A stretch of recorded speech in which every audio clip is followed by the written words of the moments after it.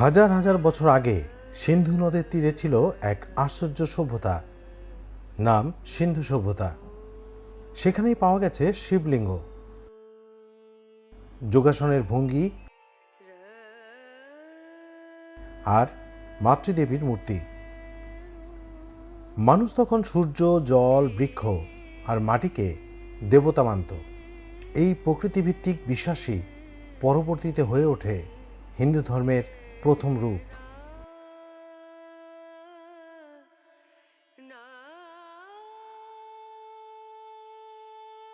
খ্রিস্টপূর্ব 1500 সালের দিকে শুরু হয় বৈদিক যুগ।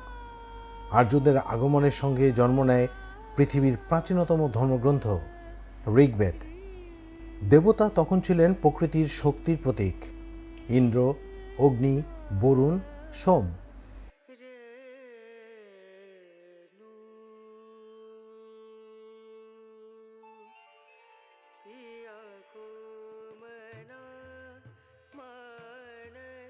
যজ্ঞ, স্তোত্র আর মন্ত্রে ভরে উঠেছিল জীবন। কিন্তু একসময় মানুষ জানতে চাইল, আমি কে? আর সেখান থেকেই শুরু উপনিষদের যুগ।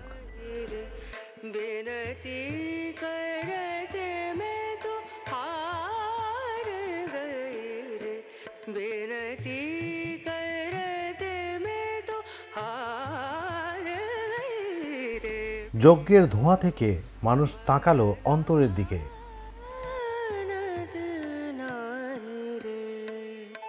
বেদান্ত বলল, অহং ব্রহ্মাস্মি, অর্থাৎ আমি ব্রহ্ম। আত্মা, পুনর্জন্ম, কর্ম আর মুক্তির ধারণা গড়ে ওঠে এই সময়ে। এই দর্শন শুধু ধর্ম নয়, হয়ে উঠেছিল জীবনের বিজ্ঞান।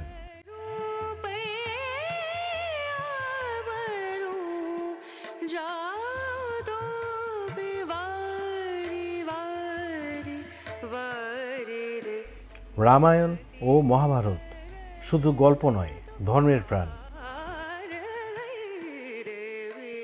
রামের ন্যায়, কৃষ্ণের কূটনীতি, দ্রৌপদীর বেদনা সবই জীবন ও ধর্মের পাঠ। এই সময়ে প্রতিষ্ঠা পায় ত্রিমূর্তি, ব্রহ্মা, বিষ্ণু ও মহেশ্বর। হিন্দু ধর্ম তখন গল্পে, গানে আর উপাখ্যানে ছড়িয়ে পড়ে জনমানসে।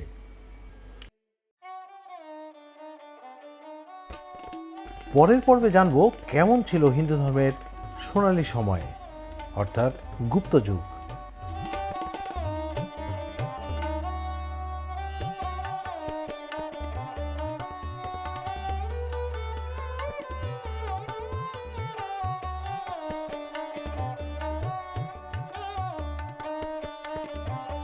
খ্রিস্টাব্দ 4th শতকে শুরু হয় গুপ্তযুগ।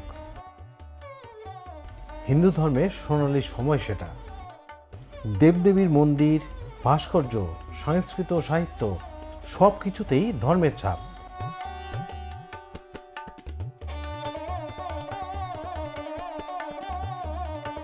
বিষ্ণু, শিব, দেবী হয়ে ওঠেন জীবনের অবিচ্ছেদ্য অংশ। ধর্ম, বিজ্ঞান আর সংস্কৃতি তখন একে অপরের সঙ্গী। কিন্তু সময় বদলায়। মধ্যযুগে আসে নতুন সংস্কৃতির ছোঁয়া।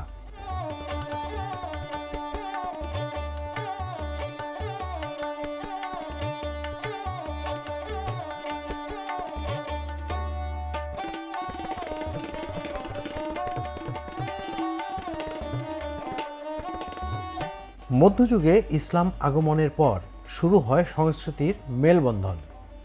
এই সময়ে জন্ম নেয় ভক্তি আন্দোলন। কবির, মীরাবাই, তুলসী দাস, চৈতন্যদেব তারা বলেছিলেন, ভগবান দূরে নন, ভেতরেই আছেন।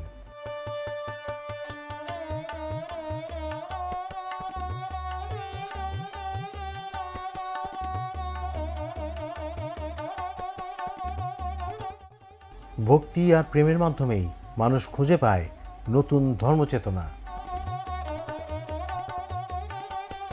শেষ পর্বে জানব কেমনভাবে হিন্দু ধর্ম আধুনিক যুগে ফিরে পেল নতুন আলো।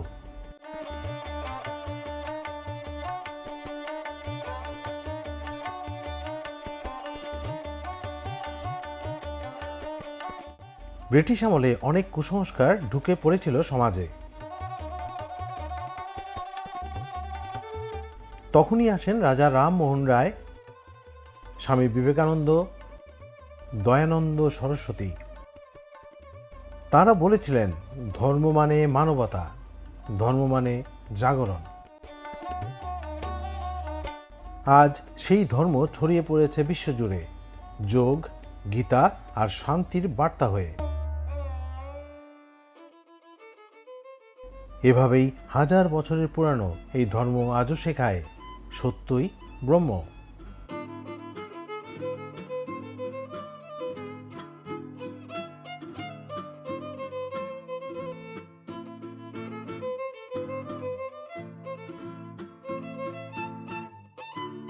শিবের হাতে থাকা ত্রিশূল শুধু অস্ত্র নয়, এটা মহাবিশ্বের এক গোপন প্রতীক। ত্রিশূলের 3 ধারা বোঝায় সৃষ্টি, স্থিতি আর সংহার।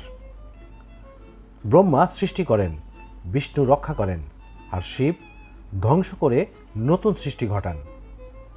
আর এই 3 শক্তি আমাদের মধ্যেও আছে। আমাদের চিন্তা সৃষ্টি করে, কর্ম স্থিতি দেয়, আর ভুল ভেঙে ফেলে নতুন পথ দেখায়।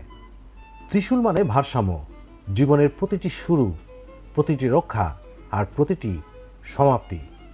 তাই শিবের ত্রিশূল আমাদের শেখায়, ধ্বংস কোনো শেষ নয়, এটাই নতুন শুরুর দরজা।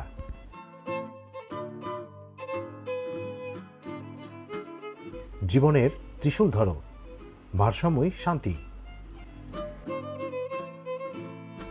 আপনি কি জানেন গণেশের মাথা হাতির কেন?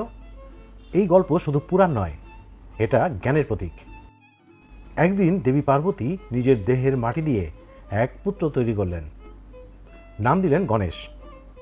মা তাকে দ্বার রক্ষক রাখলেন। মায়ের নির্দেশ পালন করতে সে আগন্তুককে থামিয়ে দিল। আর তাই ক্রোধে শিব শিশুটির মাথা ত্রিশূল দিয়ে বিচ্ছিন্ন করে ফেললেন। শিব তখন জানতেন না যে সে পার্বতীর সন্তান। দেবী পার্বতীর চোখের জল থামাতে শিব প্রতিজ্ঞা করলেন, প্রথম যে প্রাণী দেখা যাবে তার মাথা বসাবেন গণেশের গায়ে।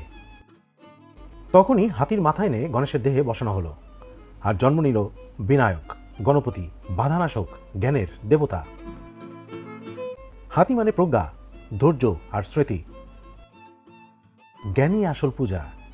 জয় শ্রী গণেশ। আপনি কি জানেন কেন ভগবান বিষ্ণুর নাভি থেকে পদ্মফুল ফোটে? এটা শুধু এক অলৌকিক দৃশ্য নয়, এটা সৃষ্টি রহস্যের প্রতীক। পদ্মফুলের ওপরে জন্ম নেন ব্রহ্মা, মানে সৃষ্টিকর্তা, বিষ্ণু প্রতীক রক্ষা ও ভারসাম্যের, আর তার নাভি মহাবিশ্বের কেন্দ্র, সৃষ্টি শক্তির উৎস। সেখান থেকেই ফোটে জীবনের ফুল পদ্ম। তাই এটি শেখায় অন্ধকার থেকে আলো জন্ম নেয়। যেভাবে বিষ্ণুর নাভি থেকে পদ্ম ফোটে, ঠিক সেভাবেই ঈশ্বর আমাদের মধ্যেও সৃষ্টি করেন নতুন আলোর সম্ভাবনা।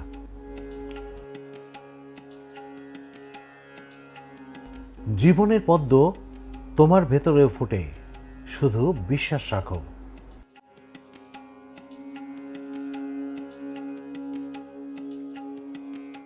আপনি কি জানেন কেন মহাদেবের গলায় জড়ানো থাকে এক জীবন্ত সাপ?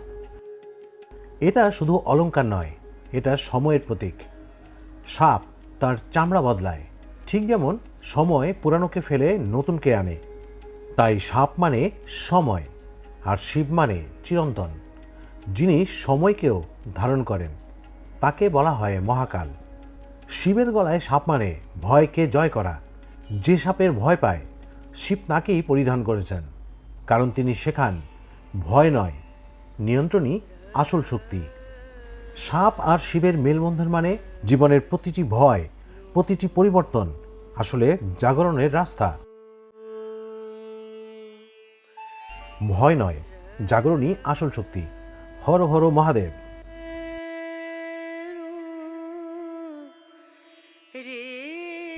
যখন কিছুই ছিল না, না আকাশ, না ভূমি, না সময়, তখন ছিল কেবল শব্দহীন নীরবতা।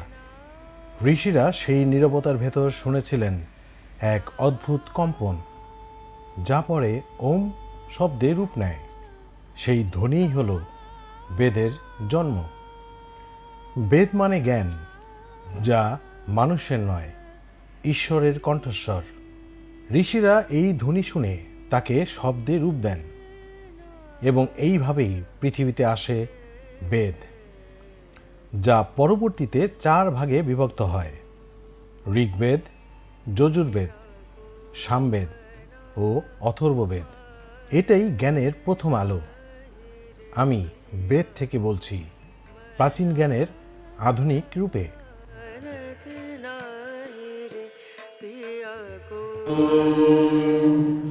अग्निमीले पुरोहितं यज्ञस्य देवमृत्विजम्। ঋগ্বেদের প্রথম শব্দই অগ্নিমিলে পুরোহিতম, মানে আমি অগ্নিকে আহ্বান জানাই, যিনি দেবতাদের পুরোহিত। কিন্তু এখানে অগ্নি মানে শুধু আগুন নয়, বরং আলো, শক্তি ও জ্ঞানের প্রতীক। অগ্নি সেই মাধ্যম যিনি মানুষের প্রার্থনা পৌঁছে দেন দেবতার কাছে। তাই বেদ শুরু হয় আগুন দিয়ে, কারণ প্রতিটি শুরুতেই চাই আলো, আর যেখানে আলো আছে সেখানে জ্ঞান আছে। আমি বেদ থেকে বলছি, প্রাচীন জ্ঞানের আধুনিক রূপে।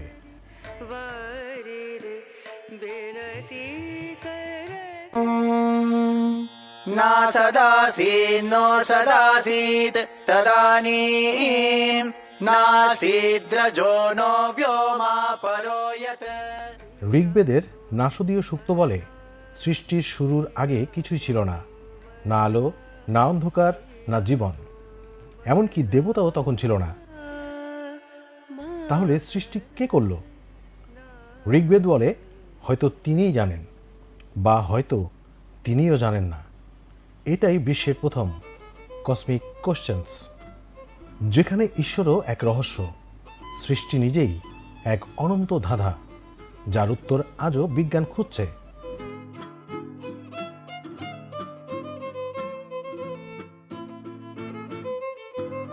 আমি বেদ থেকে বলছি, প্রাচীন জ্ঞানের আধুনিক রূপে।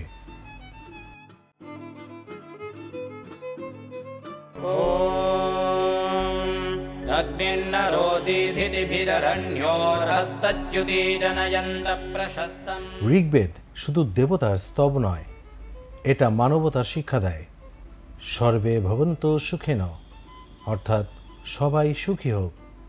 সর্বে সন্তু নিরাময়া, অর্থাৎ সবাই সুস্থ থাকুক। এখানে কোনো জাতি বা ধর্ম নেই, শুধু মানবতার এক বিশ্বদর্শন।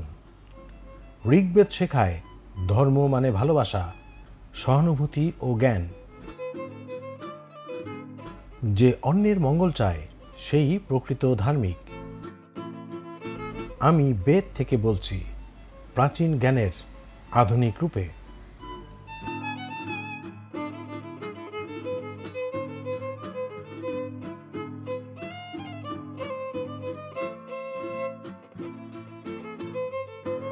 অনেকে ভাবে যজ্ঞ মানে আগুনে নিবেদন করা, কিন্তু যজুর্বেদ বলে যজ্ঞ হলো তোমার ভেতরের আগুন। যখন তুমি রাগ, লোভ, অহংকার পুড়িয়ে ফেলো, তখনই সেই আগুন পবিত্র হয়। এই আগুনই আত্মার পরিশুদ্ধি আনে। তোমার প্রতিটি নিঃস্বার্থ কাজ, প্রতিটি দান, প্রতিটি প্রার্থনাই আসলে যজ্ঞ।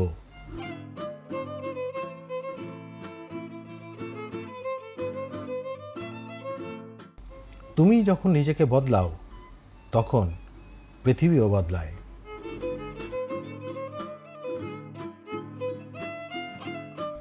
আমি বেদ থেকে বলছি, প্রাচীন জ্ঞানের আধুনিক রূপে।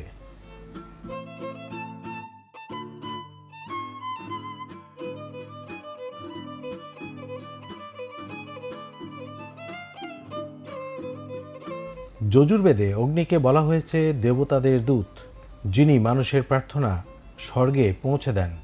কিন্তু এখানে অগ্নি মানে আত্মার আলো। তোমার চিন্তা যদি শুদ্ধ হয়, তবে সেই চিন্তাই দেবতার কাছে পৌঁছে যায়। যজুর্বেদ শেখায় আগুনে নিবেদন করার আগে মনকে পবিত্র করো, হৃদয়কে শান্ত করো, কারণ প্রকৃত যজ্ঞ হয় মনের ভেতরেই।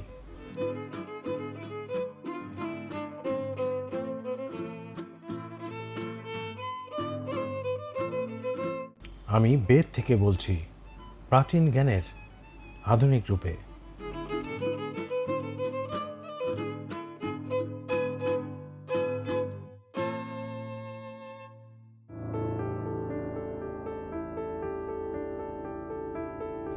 যজুর্বেদ বলে, মাতা ভূমি, পুত্র অহম, পৃথিব্যাঃ, অর্থাৎ পৃথিবী মা, আমরা তার সন্তান।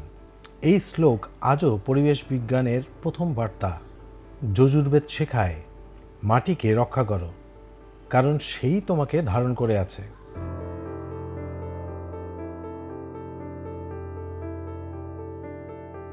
তুমি যখন প্রকৃতিকে ভালোবাসো, তুমি তখন ঈশ্বরকেই ভালোবাসছো।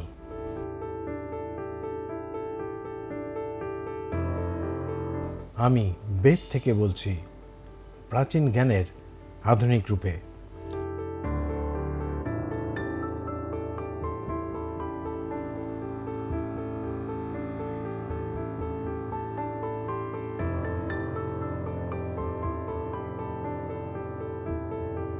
সামবেদকে বলা হয় সঙ্গীতের আত্মা।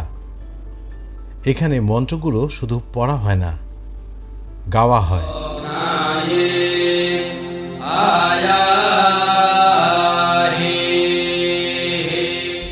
যেখানে ঋগ্বেদ হলো শব্দ, যজুর্বেদ হলো কর্ম, সামবেদ হলো সুর। এই বেদ শেখায় যে সুরে মন শান্ত হয়, সেটাই ঈশ্বরের ভাষা। তাই বলা হয় সঙ্গীত শুধু শিল্প নয়, এ এক ধ্যান, আত্মার সঙ্গীতের সঙ্গে মিলন।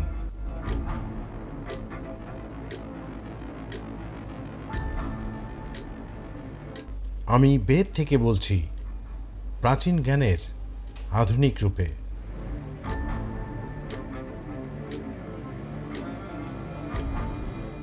ওং এক অক্ষর, কিন্তু পুরো মহাবিশ্বের সুর।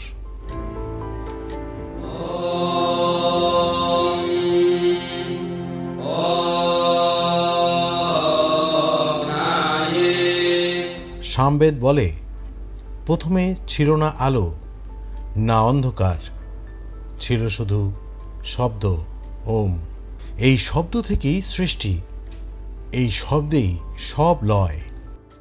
ওম মানে ব্রহ্মা, যিনি সৃষ্টি করেন, বিষ্ণু স্থিতি, শিব লয়। যে ওম ধ্বনির সঙ্গে মনকে মিলাতে পারে, সেই অনুভব করে ঈশ্বরকে নিজের মধ্যে। আমি বেদ থেকে বলছি, প্রাচীন জ্ঞানের আধুনিক রূপে।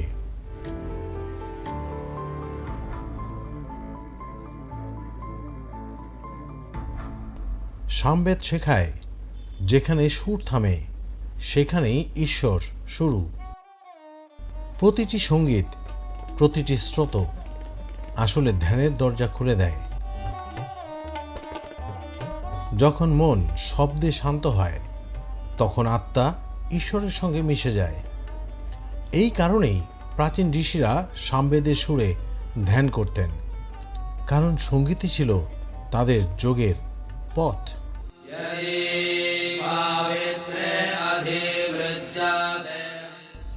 আমি বেদ থেকে বলছি, প্রাচীন জ্ঞানের আধুনিক রূপে।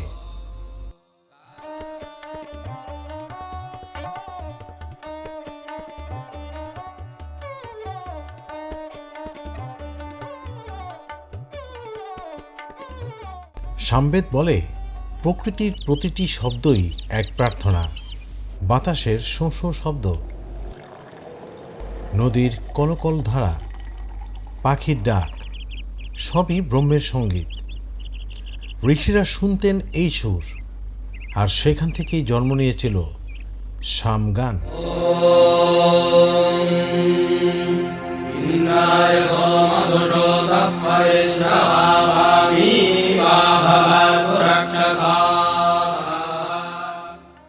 তারা বলতেন, প্রকৃতিকে শ্রদ্ধা করো, কারণ সেই তোমাকে ঈশ্বরের সুর শোনায়।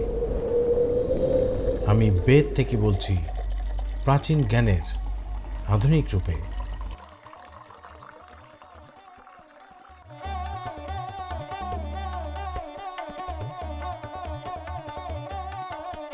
সামবেদে সূর্যকে বলা হয় চিরন্তন গায়ক। প্রতিদিন সে গায় আলো আর জীবনের গান। সূর্যস্রোতে বলা হয়েছে, তুমি জাগো, আমি জাগি, তুমি আলো দাও, আমি পথ খুঁজি। এটাই জীবনের সঙ্গীত, যেখানে আলো মানে জ্ঞান, অন্ধকার মানে অজ্ঞান। তুমি যত আলো গ্রহণ করবে, ততই তুমি নিজের ঈশ্বরের কাছে পৌঁছে যাবে।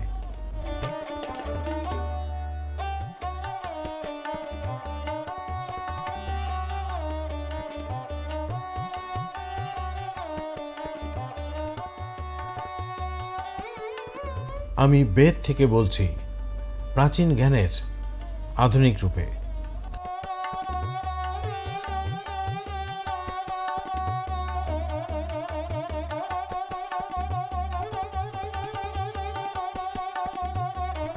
অথর্ববেদ বেদের শেষ, কিন্তু সবচেয়ে বাস্তব।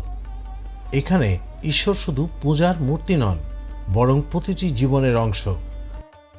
এই বেদ শেখায় কিভাবে মানুষ সুস্থ, শান্ত আর নিরাপদ থাকবে। যেমন কিভাবে মনের ভয় জয় করতে হয়, রোগ সারাতে হয়, আর অশুভ শক্তি প্রতিরোধ করতে হয়।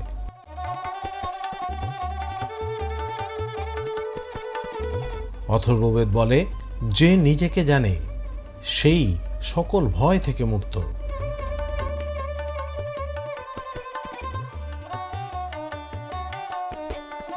আমি বেদ থেকে বলছি, প্রাচীন জ্ঞানের আধুনিক রূপে।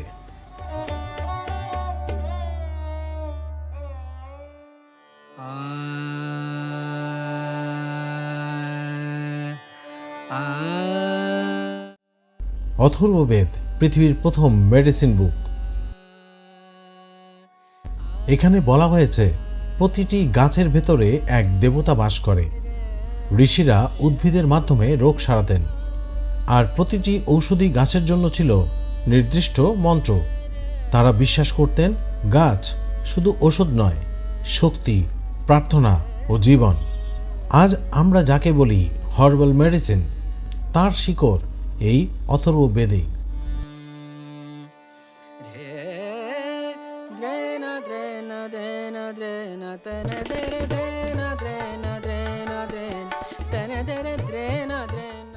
আমি বেদ থেকে বলছি, প্রাচীন জ্ঞানের আধুনিক রূপে।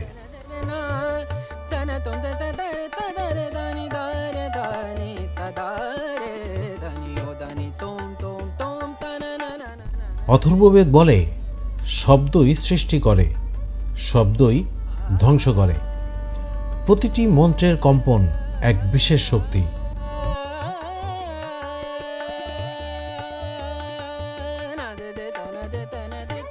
যখন তুমি বিশ্বাস ও মনোযোগে মন্ত্র উচ্চারণ করো, তখন তা মহাবিশ্বে তরঙ্গ তৈরি করে।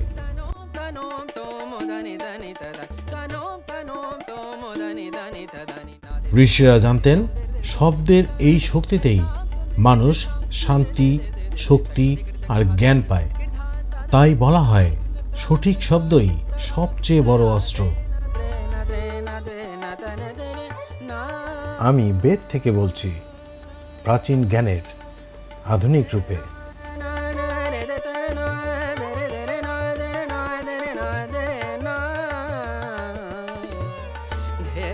অথর্ববেদ শেখায়, শত্রু তোমার বাইরে নয়, শত্রু তোমার ভেতরেই।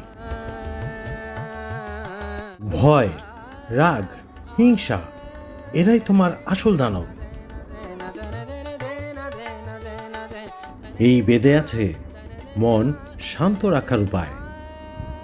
যা আধুনিক মাইন্ড থেরাপির মতোই। ঋষিরা বলেন, যে নিজেকে জয় করেছে সেই বিশ্বকে জয় করেছে। এই আত্মরক্ষা মানে অস্ত্র নয়, আত্মনিয়ন্ত্রণ। আমি বেদ থেকে বলছি, প্রাচীন জ্ঞানের আধুনিক রূপে।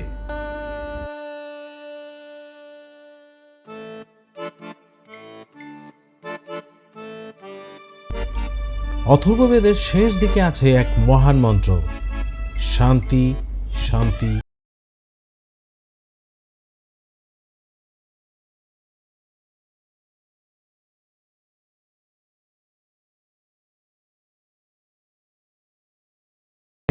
প্রকৃতিতে শান্তি, মানুষের মনে শান্তি, আর আত্মায় শান্তি।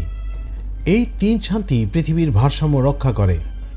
অথর্ববেদ শেখায়, যে নিজের ভেতরে শান্তি পায় সে পুরো পৃথিবীতে শান্তি ছড়িয়ে দেয়।